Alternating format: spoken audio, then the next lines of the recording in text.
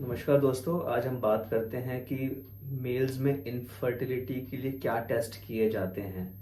Infertility मतलब जो मर्द हैं वो अपने फीमेल पार्टनर के साथ बच्चा पैदा नहीं कर पा रहे हैं क्योंकि उनके या तो स्पर्म्स कम हैं या स्पर्म्स नहीं हैं। तो इस चीज़ का डायग्नोसिस कैसे किया जाता है? आमतौर पे ये डायग्नोसिस यूरोलॉजिस्ट या एंड्रोलॉजिस्ट करते हैं। उसके क्या क्या टेस्ट किए जाते हैं, क्या तरीके हैं जानने के लिए कि एक मेल जो है इनफर्टाइल है कि नहीं है, फर्टिलिटी पोटेंशियल है कि नहीं है। सबसे पहले उनको हम क्लिनिकली एग्जामिन करते हैं, फिजिकल चेकअप करते हैं। यह देखते हैं कि जो टेस्टिस हैं, जो अंडकोश है जहाँ से स्पर्म्स की पैदाइश होती है, वहाँ पे कुछ प्रॉब्लम तो नहीं है। उसमें देखते हैं कि अंडकोश का साइज क्या है। जो अंडकोश के साथ जो उसकी नसें होती है, वास होता है, एपिडिडिमस होता है, जहाँ पे स्पर्म स्टोर होते हैं और वहाँ से ट्रांसमिट होते हैं इजैकुलेट में, सीमेन के अंदर, उसके अंदर कोई ब्लॉकेज तो नहीं है या जलन से वो ऐसा तो नहीं कि है ही नहीं। तो सबसे पहले तो यही देखा जाता है। दूसरा, कुछ शरीर में हॉर्मोन्स की कमी की वजह से ऐसा तो नहीं है कि जो सेकेंडरी सेक्स करेक्टर्स हैं, जैसे कि जो hair, male pattern hair distribution है या जेनाइटल्स का साइज है, अंडकोश का साइज है, क्या उसके अंदर कोई कमी तो नहीं है? क्या हेयर डिस्ट्रीब्यूशन पहले से कम तो नहीं हो गई? जो इंसान पहले रोज शेव करता था, हेयर ग्रोथ अच्छी होती थी, अब उसकी हेयर ग्रोथ स्पार्स हो गई है, कम हो गई है, और उसको जो शेव रोज करने की जरूरत पड़ती थी वो अब 3-4 दिन में एक बार करने की जरूरत पड़ी है। कुछ ऐसे साइंस और सिम्टम्स होते हैं जिससे हमें थोड़ा सा आइडिया आ जाता है। फिर सबसे जो अहम टेस्ट है वो है सीमन एनालिसिस।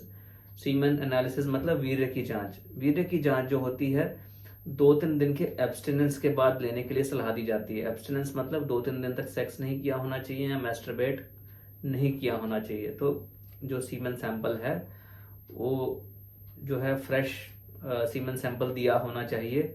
ऐसा नहीं कि घर पे आपने कलेक्ट किया और कुछ घंटे वहां पड़ा रहा बाहर रूम टेम्परेचर पे, और उसमें क्या होता है कि वो सीमन टेस्ट, जो सीमन सैंपल है वो खराब हो जाता है, और जब तक वो लैब में जाता है टेस्टिंग के लिए तब तक वो फॉल्स रिपोर्ट फिर आनी शुरू हो जाती है। तो एक अच्छे लैब में देना चाहिए जहाँ पे उसके एक्सपर्ट हैं उसको चेक करने के लिए। आपको फ्रेशली कलेक्टेड सीमन सैंपल दिया होना चाहिए, और अगर उसमें कुछ प्रॉब्लम्स आती हैं तो हम दोबारा नॉर्मली 1 महीने के बाद दोबारा टेस्ट करते हैं, सीमन एनालिसिस दोबारा करते हैं। कई बार सीमन एनालिसिस जो है टेम्परेरीली कुछ उसमें इश्यूज आ सकती हैं। रिसेंटली कोई इन्फेक्शन हुआ है, कोई फीवर आया हो, अगर एब्सटेंस नहीं रखा गया और सैंपल कलेक्शन में कुछ प्रॉब्लम हो गई है, कुछ उसके टेस्टिंग में इश्यूज हैं, तो कई बार सीमेन एनालिसिस फॉल्सली प्रॉब्लमेटिक आती हैं। तो इस सिचुएशन में हम नॉर्मली एक बार दोबारा सीमेन एनालिसिस करते हैं देखने के लिए कि दोनों रिपोर्ट्स मैच कर रही हैं कि नहीं कर रही हैं।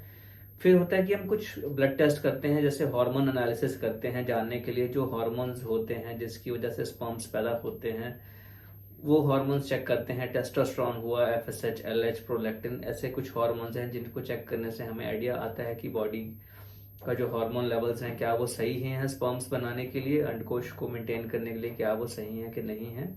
फिर होता है स्क्रॉटल अल्ट्रासाउंड। स्क्रॉटल अल्ट्रासाउंड मतलब अंडकोश का अल्ट्रासाउंड। उसमें हम चेक करते हैं कि टेस्टिस का साइज कैसा है, उसके आसपास की नसें जो हैं वो कैसी हैं, वेरिकोसील है कि नहीं है, कोई टेस्टिस में ट्यूमर तो नहीं बन गया, ये जानने के लिए अल्ट्रासाउंड किया जाता है स्क्रॉटम का।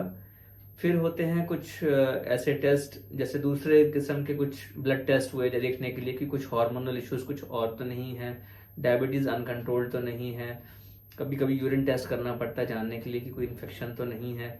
यह देखा जाता है कि कोई मेजर इलनेस तो नहीं है जिसकी वजह से सीमेन एनालिसिस में प्रॉब्लम आ रही है, स्पर्म्स नहीं बन पा रहे हैं।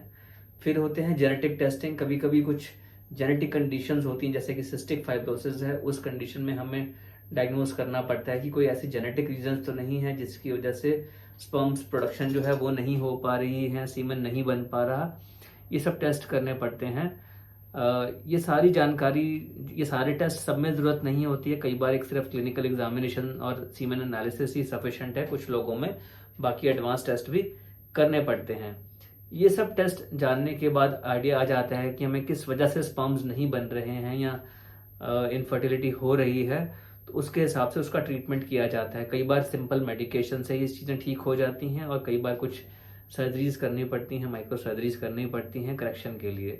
तो दोस्तों, अगर कुछ प्रॉब्लम है, अगर इनफर्टिलिटी की इश्यूज़ हैं, बच्चे पैदा नहीं कर पा रहे हैं, तो आप यूरोलॉजिस्ट या एंड्रोलॉजिस्ट से मिलिए।